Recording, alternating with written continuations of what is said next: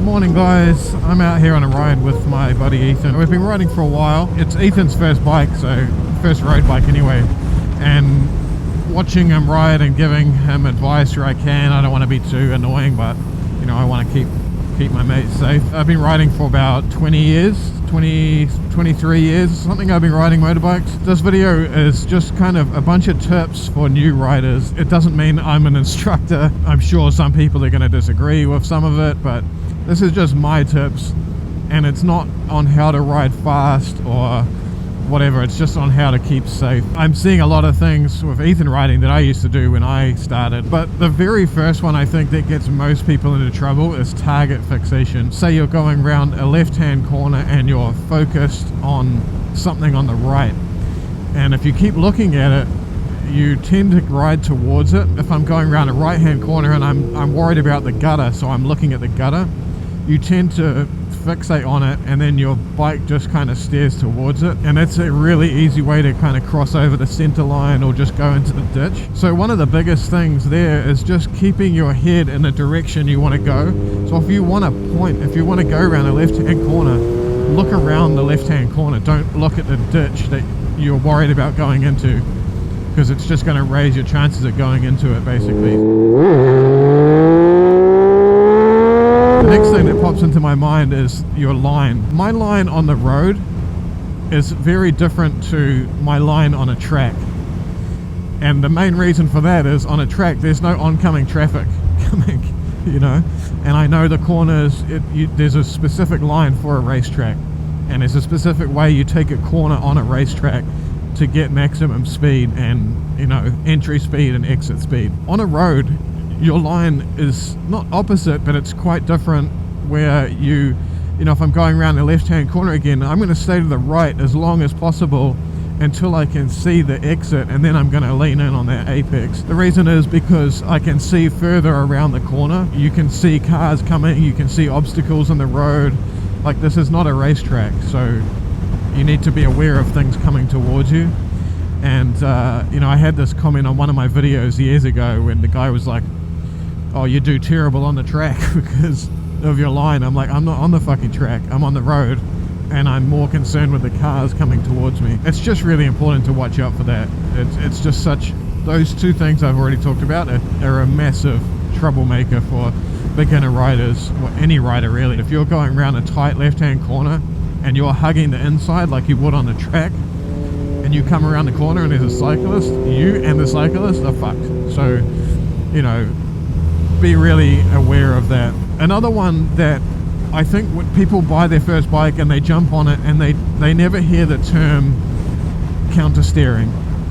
And if you're aware of it and you practice it and you get it into your muscle memory, you can really save your ass.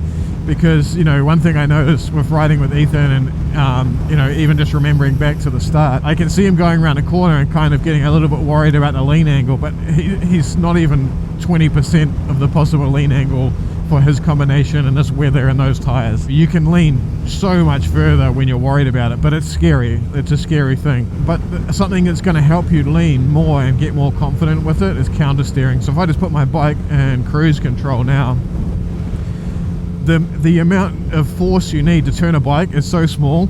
If I push here, the bike instantly kind of leans. I'm not doing anything, I'm just keeping my body straight. I'll do it again here.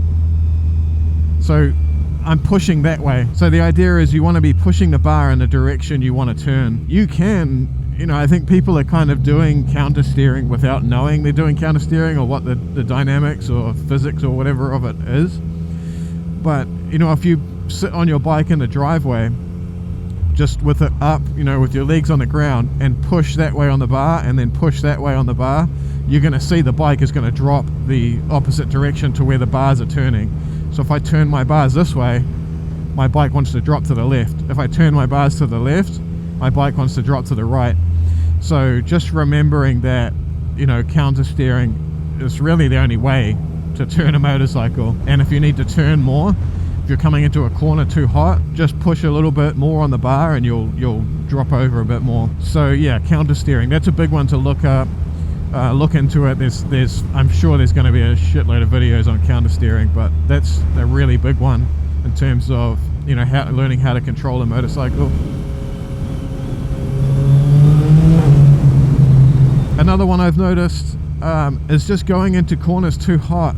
Even though you're not riding fast, you can go into a corner too hot, too fast for your ability to lean in that corner. I know if I go into a corner a little bit hot, I can just push the bike over a little bit more and it's going to be fine to a degree, you know, to a limit. When you're on the road again, or on the track in this case, you should be, when you're getting to know the road and you don't know what's around the corner, you should have your finger on the brake until you can see how tight that corner is, because a lot of corners start kind of mild and then they tighten up afterwards.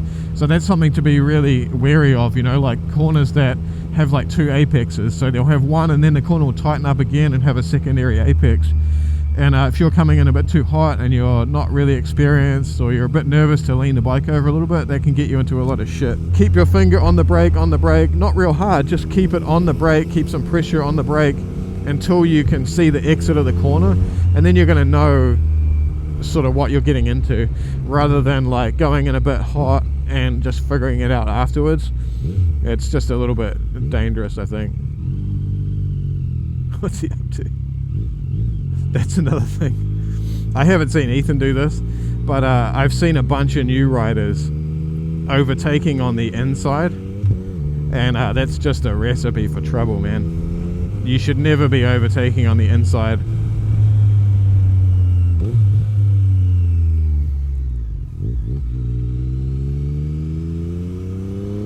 That just reminded me of another one there. Don't ride in people's blind spots. If you're following a car, stay behind the driver's mirror so that they can see you all the time.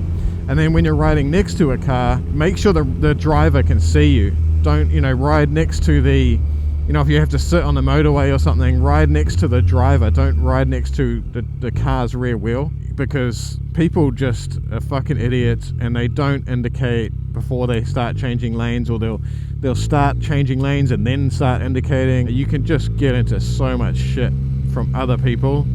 You know, that's obviously going to be the biggest killer of motorcycles, is other cars. So just don't ride in people's blind spots. That's a massive one.